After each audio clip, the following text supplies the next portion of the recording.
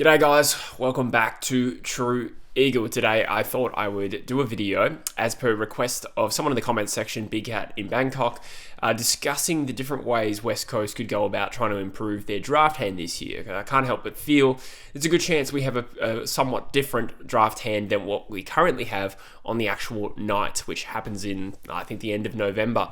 And I think there is plenty of opportunity for us to get a little bit creative with the draft hand that we have, where we will ideally have picks 1 and 2, assuming we get band 1 compensation for Oscar Allen. And this draft is an interesting one where I do feel like a lot of the quality is probably in that top 25, and perhaps there's ways we can sort of double down on that section of the draft, which would mean, potentially trading back. Now, just to be clear, this video is not necessarily me advocating for any of these particular strategies. This is more of an ideas session. I'm sure there are strong arguments for keeping picks 1 and 2 in this draft, but in my opinion, which is, I'm not a draft expert by any stretch, but I do follow it every year, and I feel like there are some concerns over some of the prospects linked to, those top couple of selections and whether they're 100% right for West Coast. So in this video, I'm just going to outline a few ways we could potentially trade down and have, potentially a better draft hand than what we currently have. And we have to factor in some of the trades that are going to happen. So we'll start with those, actually. Let's start with some of the exits, which will affect our draft hand. One of those, we have to include Oscar Allen because we haven't been given pick 2 yet. It does seem like it will happen, but nothing is locked in. So let's just assume for the time being, West Coast get pick 2 as a result of Oscar Allen leaving. Campbell Chesser over the last couple of days has requested a trade to Carlton, and we've seen the same with Liam Ryan. I don't know if he's actually formally requested it. I've lost track. And to be honest, I've felt quite negative about what's coming out of West Coast at the moment, with a couple of players requesting trades. I actually caught a comment on my last video. It was something along the lines of that my upsetness, how upset I was disproportionate to someone like Campbell Chesser leaving when, a month ago he was considered a lock to be delisted. I do agree with you there that it probably is disproportionate. I suppose in that particular video that we filmed on the True Footy live stream, it was more a general feeling of discontent, and I feel like the Liam Ryan and the Campbell Chesser trades will not yield us anything meaningful. So let's be specific. Campbell Chesser, like Carlton have picks 33 and 44. I think we'd be lucky to get pick 44 for Campbell Chesser, which is part of the reason I feel shitty about it. Liam Ryan, similarly, St Kilda hold picks 7, 43 and something else this year. This probably gets done for a future second, and given that West Coast allowed Liam Ryan to go do a medical there, it sounds like this is going to happen. Just personal gut feeling, without knowing for sure. I suspect that gets done. So given that, we're not going to get pick 7 from St Kilda, and pick 43 is a bit of a shit result for us, let's just say it's a future second, which doesn't actually affect our draft hand. So that leaves us with this following hypothetical but quite likely draft hand before we get into any other trades. 1, 2, 16, 23, 35, 44, and 53. That Hawthorn pick is 16, and I think 35 is their own as well. That could fluctuate again if they win this weekend, so that is a moving target as well. So now we'll take this small opportunity to discuss Brandon Starcevich and what a trade for him looks like, because as we've discussed on this channel, you're probably aware by now, signing him as free agent dilutes our compensation for Oscar Allen, so it's not really an option here for us. So what West Coast has tried to do is get around that. It sounds like in the last couple of days, we've applied to the AFL firstly for an exemption, but I think the latest update is we've asked for some list spots, but also an end of first round selection in this year's draft that can be traded for presumably Brandon Starcevich, which has been the most meaningful link we've had to a player in the AFL so far this year. I suppose the ideal result there is the AFL generates us a pick that we can trade to Brisbane, and it's happy days. We get Brandon Starcevich for pick 20, which is probably not a great result for Brisbane on value. He's probably worth more than that. We're talking about a good gun defender in his prime that has just played in a premiership and could, in theory, play in another one in a few weeks' time. We don't know about that, but that's probably the going rate. Liam Baker cost us 14. Starcevich is probably a little bit back from that. Personally, I would be surprised if the AFL gives us an end of first round selection. It may just be more list spots, but to be honest with you, with a couple of these players requesting trades from West Coast, I don't think the list spots thing is as important as it seemed to me a few weeks ago, with Chesser leaving and Liam Ryan leaving as well. So I'm not sure what will happen in that space. For the purposes of this video, I'm going to assume the AFL doesn't help us out with an end of first round selection. Let's just assume that we have to trade something for Brandon Starcevich. Now, what would be valuable to Brisbane? In this particular draft, they have another top 5 to 10 prospect in Dan Animal. So maybe not entirely necessary to give them, say, pick 16, which is probably about the going rate for Brandon Starcevich.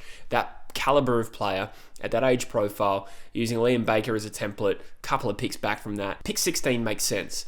But there is a scenario here where Brisbane's pick would just be absorbed anyway. So could we give them 23 and maybe pick 35 as well? That actually gives them more points and allows us to retain another pick inside that top 25 of selections. I probably should have said this at the start. Let me clarify something. I've added all the likely band 1 and band 2 compensation picks that I can think of. So Oscar Allen obviously pushes everyone back in the draft. Sam Draper is likely to pick 1. TDK, you can bank on that. And Jack Silvani, I think, is band 2. Those are the ones I've allowed for, which is why you're seeing pick 16 instead of pick 14 or whatever it is in reality right now. I think it's actually pick 13 on the live draft order, but I digress. So let's say we get 23 and 35 done for Starcevich. He is a free agent, so it's actually not a bad result for Brisbane, and it's as good as pick 16 for them, given that it would just be absorbed as a bid for Dan Animal anyway. So those are the player trades. We get Starcevich onto our list in this hypothetical scenario, which leaves us with 1, 2, 16, 44, and 53. There are some other options here for us. So let's just explore the possibility of what it looks like to trade down. The two clubs we've been linked to in this space, as far as I can tell, have been Essendon and the Gold Coast Suns for different reasons. Essendon presumably have a liking for Willem Dersma at the top of this year's draft. And, we all have different opinions on whether or not we should get Willem Dersma. But let's just say in this scenario, we're entertaining the idea because we're looking at what we could possibly get in terms of trades. So they're possibly interested in Dersma. They could also be interested in CDT.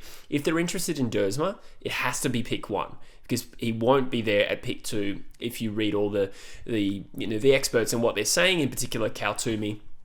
It's likely going to have to be pick 1 traded. And in this video, we're going to look at what it's like to trade both of our first 2 picks, just for the sake of looking at what it looks like. If it's Essendon this pick is traded to, we give pick 1 and 16 to Essendon for picks 5 and 6. 1 and 16, is it overpaying? I'm not sure. I think the quality of having pick 1 this year is quite subjective, but it's certainly not as strong as it was when Harley Reid was pick 1. We saw crazy offers for that particular selection. For me, I'd actually rather have the 5 and 16. Essendon fans, if you're watching this, you probably also agree with that. This particular hypothetical relies on Essendon meaningfully wanting pick 1. So 1 and 16 for picks 5 and 6. And that gets us into a part of the draft where there are some midfielders expected to go. We can pick whoever we want at 1 and 2, obviously. But can we get more value by doing it this way? I actually think so. The other possible trade is with the Gold Coast Suns, who it's been previously reported would be keen to get up into the top 2 picks of this year's draft. They've got Zeke Hewland and they've got Dylan Patterson in their academy this year. So are they looking to get a third player in the top 5? That does seem bizarre to me, but I'm kind of relying on what has been reported. That particular story was reported on some time ago.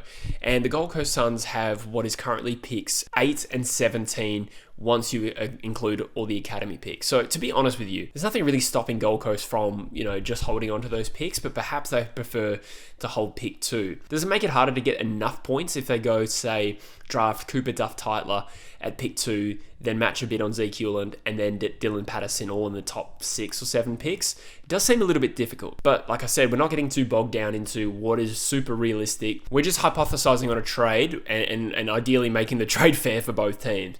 So possibly, do we trade picks 2 and 44, which is not of great use to us? It allows Gold Coast some extra points for picks 8 and 17. So let's just take a look at what that leaves us with in terms of our draft hand. There is a scenario where if we trade with both of those clubs, we trade out of the top 2 in this year's draft, we'd hold 5, 6, 8, 17, and pick 53. To be honest, 4 picks in the top 20. This is obviously subject to more movement when the academy kids come in and sort of infiltrate the draft and push everyone down. But in terms of the open pool, 5, 6, 8, and 17, I think is a very strong draft hand to hold, and I think it's one draft that we can sort of bounce out of quite early. This would also include the addition of Brandon Starcevich and a future second round pick for Liam Ryan, so we could hold an extra pick in next year's draft. Now, again, just going further down the track on what this particular draft hand might give us, I think that we should go for midfielders and ground level players, and the argument against holding 1 and 2 and taking who's expected to go is I'm not sure Cooper Duff-Tytler is the right pick for us, and the same applies for Willem Dersma. I think there's risk there, particularly if 2 Dersmas end up at Essendon anyway, that being Zane, who there might be some movement in terms of him moving to Essendon at some point. I'm not too sure. Anyway, we're just getting down this particular rabbit hole and just seeing what it looks like, and I'm going to go with these possible selections.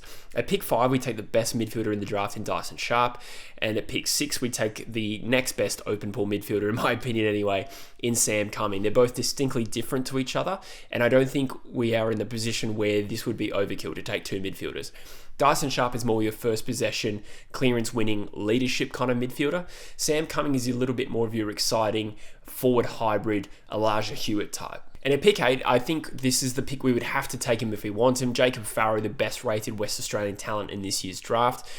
Compared a little bit to Hayden Young, obviously there's a bit of doubt as to whether he becomes a midfielder and evolves like Hayden Young, but a quality halfback flanker with a great booming left foot that I think would suit us quite nicely. And at pick 17, I have avoided getting a tall here. I like Lockie Doverston as that hard-working, goal-kicking small forward that also gets back and defends as well, and that gives us some balance. Couple of midfielders there, a running defender, best rated West Australian talent, Lockie Doverston, a player I quite like in this year's draft. We've added Brandon Starcevich, and at pick 53, we use that to get Charlie Banfield, who I also think has some promise as a father-son prospect, and whether or not he gets bid on before or after that is a little bit messy right now, but that would be 5 selections plus Brandon Starcevich, and then you could even possibly, assuming we still have a list spot, which I think we could go for someone like Jacob Blight, who has been delisted from Richmond, and we do need a key position defender. So that's what I think is possible for West Coast. Let me know if you like it. Again, I'm not really ramming this down your throat saying let's do this, but I actually think that is a pretty good outcome if we were to trade down. And those are the sorts of players I think West Coast are suited to in this year's draft, rather than a Willem Dersma or a Cooper Duff-Tytler, who are talented. I just don't think are right for West Coast, and we're going to have more content on that as we get closer to the draft. There's a lot of water to go under the bridge. Honestly, pick 44 for Campbell Chesson might be ambitious, just because he's missed so much footy, and I'm flat about that. I am flat about the prospect of us not meaningfully improving our best 22 enough next year. There's still so much water to go under the bridge, and if I'm being fair, haven't given West Coast a chance to prove me wrong. It just feels a bit negative right now. Hopefully we're proactive. Hopefully we get some good trade and draft outcomes, and we have something fun to talk about on this channel. But for now, let me know in the comments what you think. I'll see you in the next one. Go Eagles.